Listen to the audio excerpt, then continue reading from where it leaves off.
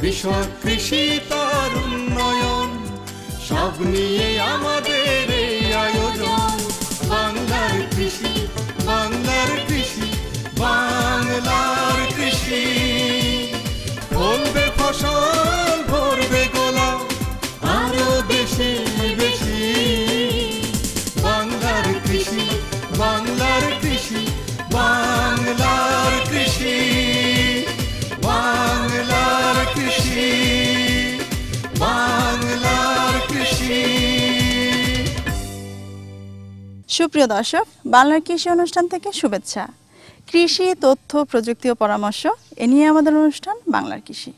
দর্শক, আজ আমাদের অনুষ্ঠানে থাকবে এই সময় আপনার মাঠ ফসলের করণীয় বিষয়ক কিছু গুরুত্বপূর্ণ তথ্য ও পরামর্শ, এবং সেই সাথে থাকবে মৎস্য ও প্রাণী সম্পদ বিষয়ক প্রতিবেদন।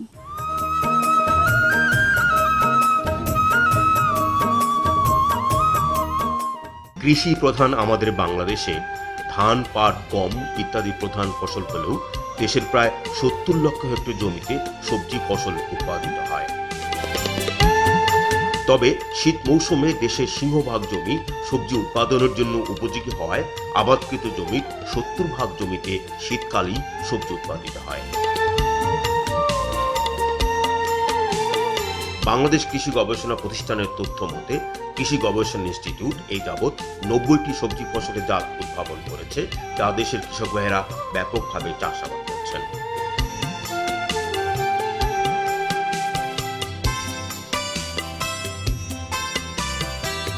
পাশাপাশি বেশ কয়েকটি বেসরকারি প্রতিষ্ঠান উন্নত সবজি জাত এবং হাইব্রিড সবজি জাত উদ্ভাবন করেছে, যা দেশের বিভিন্ন অঞ্চলে বাণিজ্যিকভাবে চাষাবাদ হচ্ছে।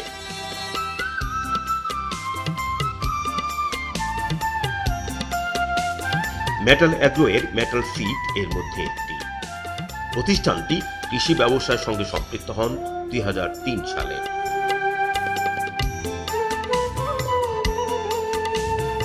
প্রতিষ্ঠার পর থেকে প্রতিষ্ঠান সবজি ফসল উৎপাদনের উপর বিশেষ গুরুত্ব আরোপ করেছে।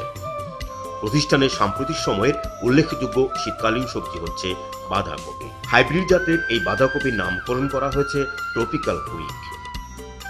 এই জাতের প্রধান বৈশিষ্ট্য হচ্ছে দেখতে সুষম আকৃতির এবং ৬০ থেকে ৭০ দিনে এর গড় ওজন দাঁড়ায় ২ থেকে ৩ কেজি। মূলত আশ্বিন মাস থেকে শুরু করে অগ্রহায়ণ মাস পর্যন্ত এই জাতটি চাষ করা যায়। তবে সবচেয়ে বড় বৈশিষ্ট্য হচ্ছে ট্রপিক্যাল কুইক নামের এই বাঁধাকপি জাতটি ভাইরাস সহনশীল একটি জাত। এটার ভিতরে কোনো রকম রোগ ব্যাধি নাই, খুবই ভালো। আমরা পরবর্তীতে ওই যে সমস্যাটা আমরা বোধ করতেছিলাম যে কফির আবাদই আর করব না, কারণ মাঝে মাঝে যে টোপ খায় যাচ্ছিল অটাম কুইং, তো এই জাতটা আমরা আবাদ করলে দেখা যাবে যে আমাদের সামনে আমরা আশানুরূপ ফলন পাবো। বাঁধাকপির পাশাপাশি পাবনা ঐশ্বর্যী অঞ্চলে মেটাল সিডের হাইগ্রিন জাতের লাউ ব্যাপকভাবে চাষাবাদ করা হয়েছে।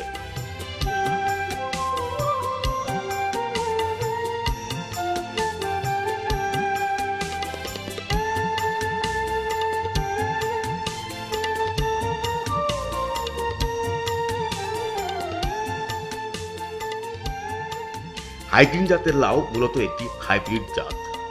জাতটির মূল বৈশিষ্ট্য হচ্ছে এটি গাঢ় সবুজ রঙের এবং দ্রুত বর্ধনশীল একটি জাত।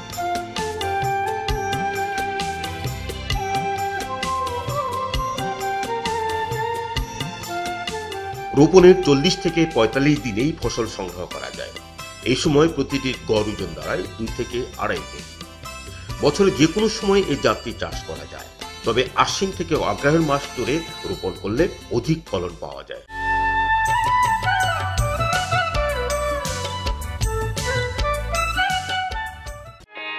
জিঙ্ক সমৃদ্ধ ধান বাংলাদেশের ধানের জগতে একটি নতুন সংযোজন।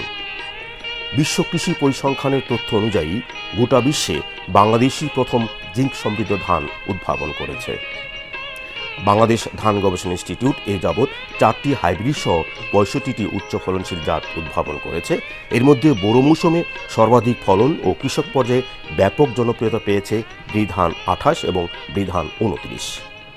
আমন মৌসুমে অনুরূপ সফলতার নজির সৃষ্টি করেছে বিআর ১১।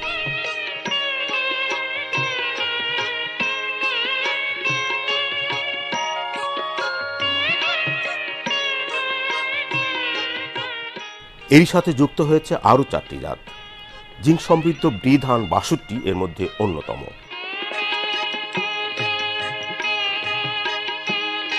জিঙ্ক সমৃদ্ধ ধানের প্রধান বৈশিষ্ট্য হল এই ধানের চাল জিঙ্ক সমৃদ্ধ এবং এর চাল শরীরের জিঙ্কের ঘাটতি পূরণে সহায়তা করে। অন্যদিকে প্রচলিত ধানে যেখানে বিদ্যমান জিঙ্কের পরিমাণ প্রতি কেজি 15 মিলিগ্রাম, সেখানে জিঙ্ক সমৃদ্ধ ধানে এর পরিমাণ প্রতি কেজিতে 20 মিলিগ্রাম।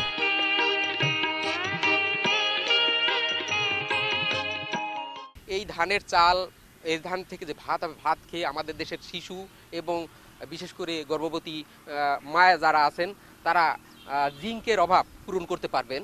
ফলে আমাদের যে শরীরের যে শারীরবৃত্তীয় কার্যক্রম, যেগুলো প্রায় 200 ধরনের এনজাইমেটিক কার্যক্রম জিঙ্কের উপর নির্ভরশীল, সেই সমস্ত কার্যক্রমগুলো সুষ্ঠুভাবে সম্পাদিত হবে, যার কারণে আমাদের বাচ্চাদের বুদ্ধিমত্তা বৃদ্ধি পাবে, তাদের সুস্বাস্থ্যের অধিকারী হবে এবং বিশেষ করে কিছু সংক্রামক বিশেষ কিছু ব্যাধি যেমন নিউমোনিয়া, কলেরা এই ধরনের ব্যাধিগুলোর থেকে সহজেই তারা পরিত্রাণ পাবে।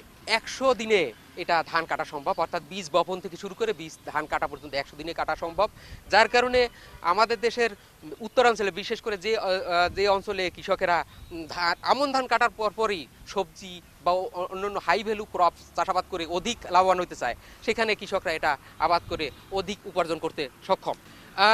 এই দস্তা সমৃদ্ধ জাতগুলো আপনার অন্যান্য HIV থেকে আমরা যদি বাহ্যিক অবয়ব থেকে কিন্তু আলাদা করতে পারবো না। এইটার বিশেষ বৈশিষ্ট্য হলো এটা মাটির থেকে দস্তা সে অনুপুষ্টি হিসাবে গ্রহণ করে, সেটা তার গ্রেইনে অর্থাৎ তার দানার মধ্যে সঞ্চয় করে, যেটা আমাদের যে প্রচলিত অন্যান্য উচ্চ ফলনশীল জাত আছে সেইগুলোতে জিঙ্কের পরিমাণ সাধারণত দেখা যায় যে 15 বা 16 মাইক্রোগ্রাম পার গ্রাম, বা আমরা যদি বলি মিলিগ্রাম পার কেজি এই হিসাবে থাকে। কিন্তু আমাদের এই জিঙ্ক সমৃদ্ধ এগুলোতে দেখা যায় যে শতকরা 20 ভাগ, অর্থাৎ এখানে আমরা বলি 20 মিলিগ্রাম পার কেজি এর বেশি থাকে। বিশেষ করে আমাদের এই 62 যেটা এর জিঙ্কের মাত্রা 19.6 ভাগ, অথবা প্রায় 20-এর কাছাকাছি।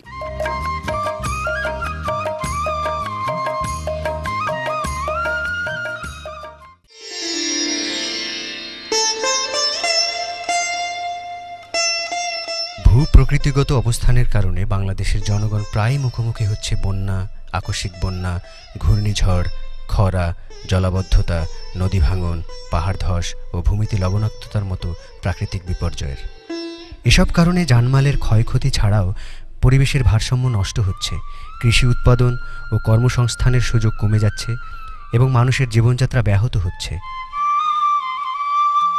আবহাওয়া ও জলবায়ু পরিবর্তন এ সময়ের বিশ্বকে একটি কঠিন পরীক্ষার মুখোমুখি দাঁড় করিয়েছে।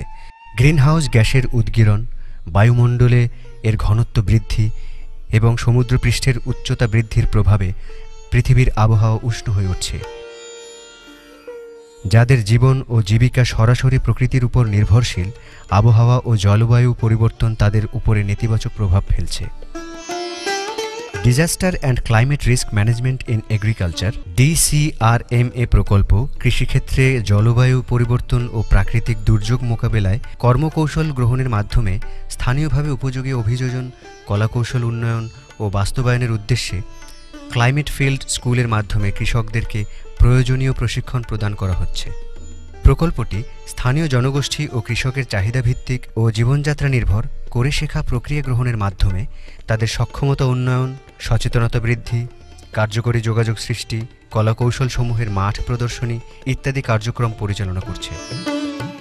ক্লাইমেট ফিল্ড স্কুল এর উদ্দেশ্য সমূহ হল কৃষি ও জীবনধারণের জন্য জলবায়ুর পরিবর্তনে অভিযোজন, দুর্যোগ ঝুঁকি কমানোর সচেতনতা এবং যোগ্যতা বা সক্ষমতা বৃদ্ধি করা,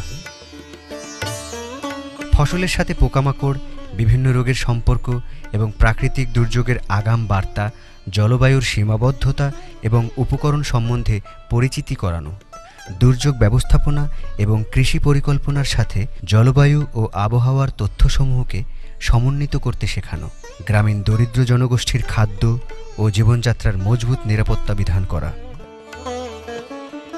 কৃষির বিভিন্ন ক্ষেত্রের মধ্যে ফসল, জৈব শক্তি এবং অন্যান্য বিষয়ের উপর বিভিন্ন ঝুঁকিপূর্ণ অঞ্চলের জন্য প্রযোজ্য কলাকৌশল সংযোজন ও উন্নয়ন শক্তিশালী করা।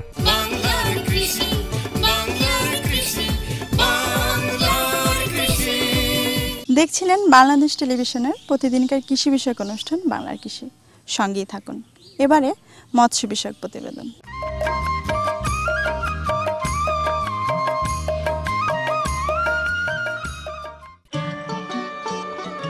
সাম্প্রতিক বছরে তেলাপিয়ার চাষ বাংলাদেশের বাণিজ্যিক মৎস্য চাষের মধ্যে অন্যতম।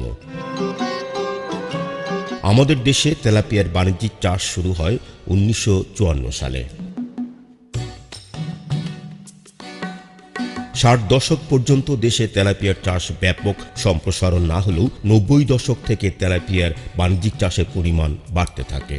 বর্তমানে দেশে 6000 তেলাপিয়ার খামারে বছরে 1,80,000 মেট্রিক টন তেলাপিয়া উৎপাদিত হয়। বাংলাদেশ মৎস্য গবেষণা প্রতিষ্ঠানের এক তথ্য অনুযায়ী বাণিজ্যিক তেলাপিয়া খামারের পাশাপাশি দেশে এই সময়ে 4 শতাধিক তেলাপিয়ার বাণিজ্যিক হ্যাচারি গড়ে উঠেছে।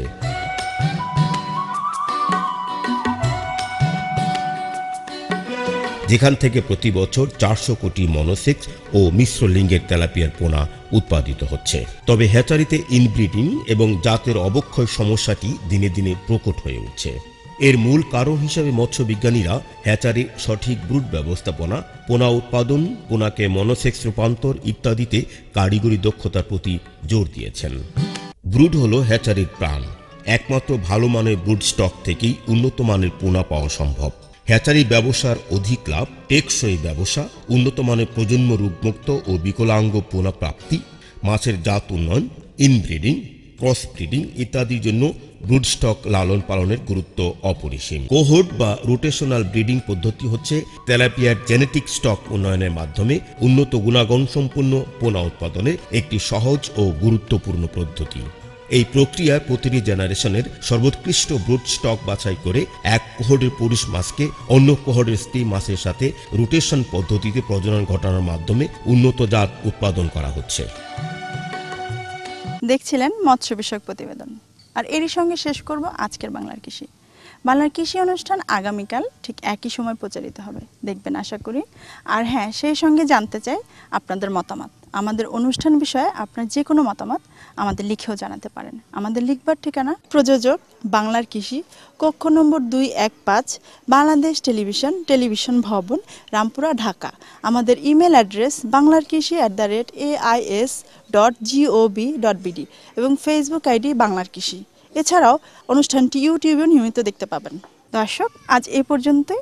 সকলকে ধন্যবাদ। কৃষক, কৃষি তার উন্নয়ন, সব নিয়ে আমাদের